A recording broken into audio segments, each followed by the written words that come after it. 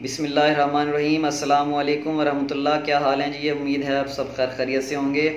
अच्छा जी, मेरा आज का जो टॉपिक है वो है हम मिस्त्री के दौरान में ढीलापन। तो इसमें आप मेरे जो जेंट्स व्यूअर्स हैं सिर्फ वही इसको देखें, जो मेरी लेडीज़ व्यूअर्स हैं वो इसको जो है ना देखें।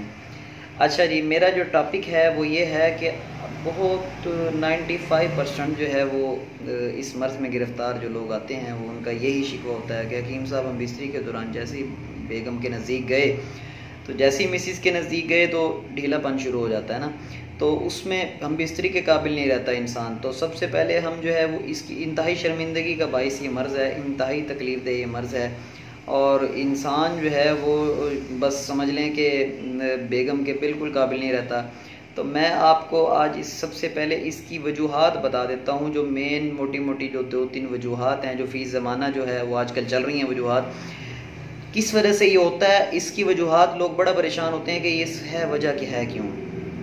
देखें, इसके लिए मैंने पहले भी एक वीडियो बनाई थी, उसमें मैंने सारा समझाया था, लेकिन आज मैं ज़रा इसको डिटेल से डिस्कस करने लगा हूँ क्योंकि सिर्फ हम इस पे बात करेंगे कि हम बिस्तरी के दौरान ढीलापन क्यों होता है।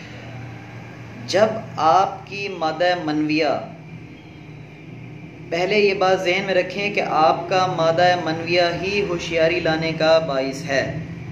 आपका जो मादा मनविया है इसी के बाइस आपको इरेक्शन होती है, इसी के बाइस आपको शहवत होती है। मैं अक्सर अपने पेशेंट से एक बात करता होता हूँ कि जो हुक्मा हजरात मुख्तलिफ़ जगहों पे बोर्ड लगा के बैठे हैं, हिकमत को बदनाम कर रहे हैं कि जी सिर्फ मर्दाना क़ुव्वत, सिर्फ मर्दाना क़ुव्वत का इलाज। तो सिर्फ मर्दाना क़ुव्वत का इलाज कोई शख्स कैसे कर सकता है? क्योंकि पूरा जिस्म सेहतमंद होगा तो ही मर्दाना क़ुव्वत बहाल होगी। पहली बात ये जहन में रखिएगा। दूसरी बात ये कि जब मादा मनविया आपका इतना ताकतवर होगा तो वो तभी ही होशियारी जो है वो हार्ड होगी, तभी आपकी जो नफ्स की उज़्व ख़ास की जो शहवत है, हार्डनेस है, वो सख्ती ज़्यादा होगी। मैं अब आपको डिटेल से बताने लगा हूँ ये बात कि मैं अक्सर अपने पेशेंट से एक बात उनको समझाने के लिए करता होता हूँ कि देखें, जब आपको इरेक्शन हुई, आप बेगम के नज़दीक गए, मैं सेहतमंद बंदे की बात कर रहा हूँ, कि जब आपको इरेक्शन हुई, आप बेगम के नज़दीक गए, आपको होशियारी आई, आपने इंटरकोर्स किया, लेकिन जैसे ही आपने इंटरकोर्स के बाद फ़ौरन आप डिस्चार्ज हुए तो इरेक्शन ख़त्म हो गई। तो अल्लाह पाक ने कितना बड़ा इशारा रखा। ये मैं अक्सर अपने मरीज़ों को समझाता होता हूँ, अब अक्सर मतलब के अपने लोग जो पेशेंट आते हैं उनको समझाता होता हूँ कि खुदारा टाइमिंग की दवाइयों के पीछे ना भागें, अपनी मादा मनविया का ख्याल करें। जब तक वो दुरुस्त नहीं होगा आप अपनी टाइमिंग की गोलियाँ खा के अपने गुर्दों को ख़राब करेंगे, अपने जिगर को ख़राब करेंगे, अपने दिल को ख़राब करेंगे, अपनी ज़िंदगी को कम कर लेंगे, मुख्तलिफ अमराज का शिकार हो जाएंगे। तो मैं जो बात कर रहा था वो ये कि जब आप डिस्चार्ज हुए, आपको अंजाल हुआ, अंजाल के फ़ौरन बाद इरेक्शन ख़त्म हो गई, तो अल्लाह पाक ने कितना बड़ा इशारा रखा कि जिस चीज़ ने आपको होशियारी दी, जिस चीज़ ने आपके उज़्व ख़ास को खड़ा किया, जिस चीज़ ने आपके उज़्व ख़ास को इरेक्शन दी, सख्ती दी, वो थी मादा मनविया। वो मादा मनी निकल गया, जैसे ही निकला वो बैठ गया, ठीक हो गया जी। तो आप क्यों उसको जुल्म करते हैं, उस पर ज़्यादती करते हैं कि आपका मादा मनविया पतला है, आप टाइमिंग की चीज़ें खाते हैं, उससे आपका मादा मनविया निकलना चाहता है, लेकिन आपने टाइमिंग की चीज़ गोली खाई भी होती है, उसकी वजह से वो मादा मनविया निकल नहीं पाता क्योंकि वो पतला है, वो निकलने के लिए बाहर बेताब है। वो जब नहीं निकल पाता तो अल्टीमेट उसका जो असर है वो पीछे गुर्दों पर पड़ता है। तो खुदारा इस बात को ज़हन में बिठा लें कि जब तक आपका मादा मनविया, उसका असल कवाम जो उसका तबई कवाम है वो बहाल नहीं होगा, तब तक वो नहीं रुकेगा। मैं अक्सर अपने मरीज़ों को एक एग्जांपल देता होता हूँ कि कोई चीज़ गाड़ी है तो उसको आप जो है वो ऊपर से छोड़ें तो वो देर से नीचे की तरफ बहेगी, जो पतली है वो तेज़ी से नीचे की तरफ जो है वो निकल जाएगी। तो अब पहली वजह इसकी ये हो गई कि जब आपका मादा मनविया बहुत ज़्यादा कमज़ोर हो जाएगा, बहुत ज़्यादा वीक हो जाएगा, तो आपकी इरेक्शन पे फ़र्क पड़ेगा, आपकी इरेक्शन कम हो जाएगी, आपकी इरेक्शन जो है वो बहुत ज़्यादा कमज़ोर हो जाएगी, हार्डनेस नहीं काम रहेगी। अच्छा, एक तो मैंने आपको ये वजह बता दी। अब आते हैं दूसरी वजह की तरफ पहले ज़माने में जब हमने वो संभाला, मेरी तकरीबन 34-35 साल एज है, तो उस वक्त फहाशी जो है वो नहीं थी, उस वक्त जो है ये इंटरनेट का रवाज नहीं था, उस वक्त जो है वो बहुत समझ लें कि थोड़ा सा लोग जो है वो फहाशी की तरफ नहीं थे।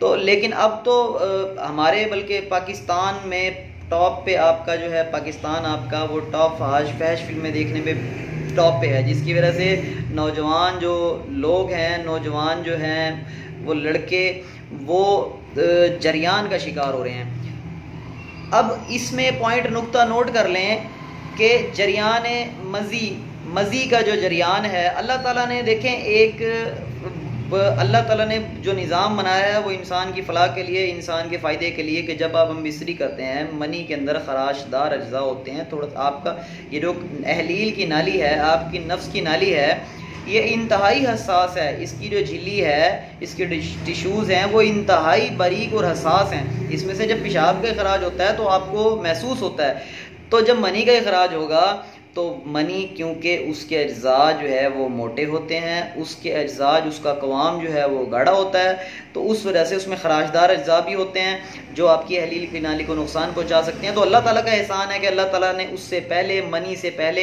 एक मज़ी रखी है। वो मज़ी जो है वो जब आप लोग हम बिस्तरी करते हैं तो वो अहलील की नाली के अंदरूनी तरफ, अंदरूनी जो गिलाफ है उसके अंदर एक परत बना लेती है, जिसकी वजह से जब मनी का इखराज होता है तो फिर उसके जो खराशदार अज्जा हैं वो अहलील की नाली को नुकसान नहीं पहुंचाते। इसको सेम ऐसे समझ लें कि जैसे आप किसी बर्तन के अंदर किसी चीज़ को, पकाने वाली चीज़ को, अगर आप किसी चीज़ को डालते हैं तो आप चाहते हैं कि ये इसके अंदर चिपके ना, और जब इसको उखाड़ें तो ये आराम से जो है वो ईजिली जो है ये उतर जाए, तो फिर आप उसको लुब्रिकेट करते हैं, उसके अंदर ऑयल लगा देते हैं।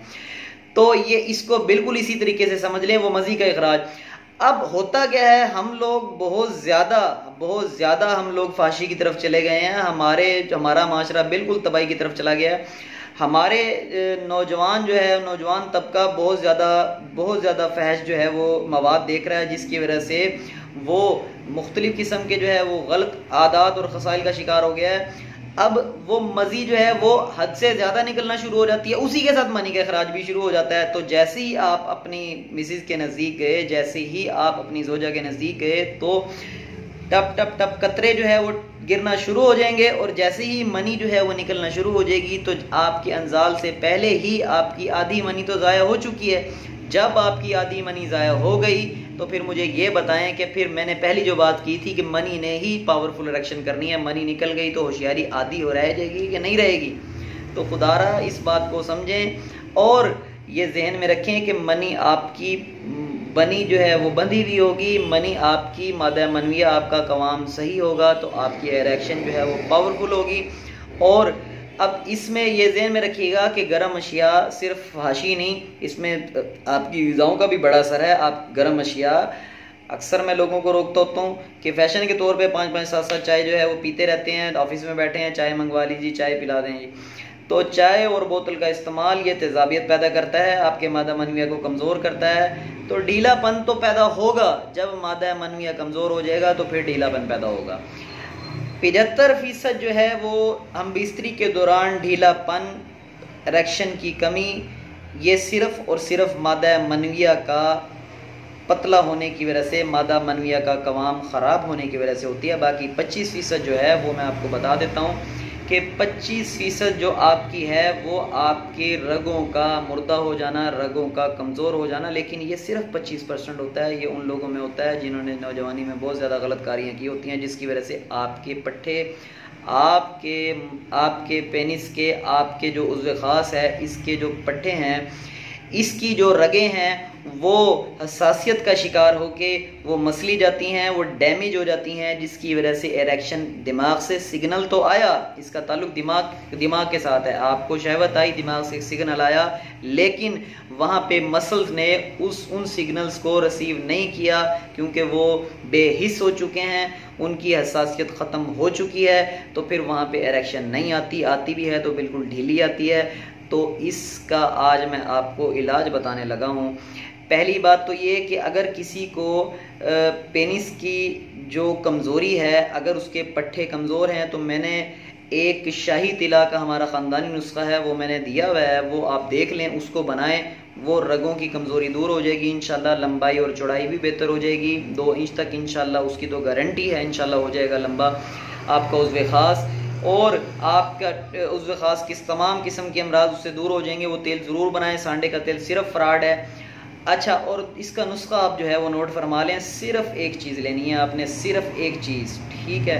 आपने सिर्फ एक चीज़ सुबह और एक चीज़ शाम, ये दो, बल्कि ये दोनों आप, अक्सर लोग जो है वो फिर थोड़ा सा इसको परेशान हो जाते हैं कि सुबह जो है वो कौन सा लें, शाम को कौन सा लें। आप इन दोनों चीज़ों को मिक्स कर लें, मिक्स करके, ताकि आपको अलग अलग लेना ही ना पड़े।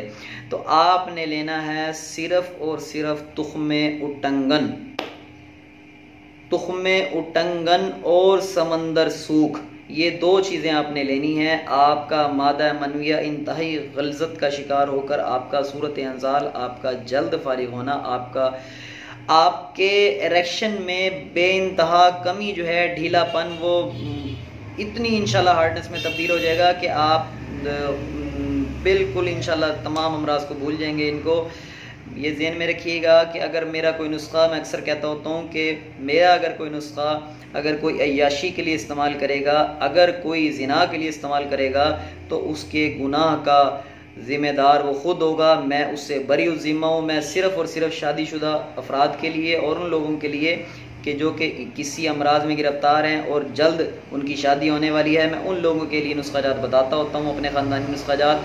तो आपने तुख्मे उटंगन और समंदर सूख, ये 2 चीज़ें आपने लेनी है। तुख्मे उटंगन आपने लेना है 200 ग्राम, समंदर सूख आपने लेनी है 100 ग्राम। इन दोनों चीज़ों को आप ग्राइंड कर लें। ग्राइंड करने के बाद आप 1 बड़ा खाने वाला चमचा सुबह, 1 बड़ा खाने वाला चमचा शाम, आप इसको खा के ऊपर से पानी पी लें। इंशाल्लाह आपके इन तमाम अमराज का खात्मा हो जाएगा। मुझे दुआओं में याद रखिएगा। मैं ऐसे ही नुस्ख़ाजात आपके लिए लेके आता रहूँगा। और मेरे चैनल को सब्सक्राइब ज़रूर कर लीजिएगा और बेल आइकन को प्रेस कर लें, ताकि हर नई आने वाली वीडियो जो है वो आपको टाइम पे मिलती रहे। अस्सलामु अलैकुम वरहमतुल्लाह।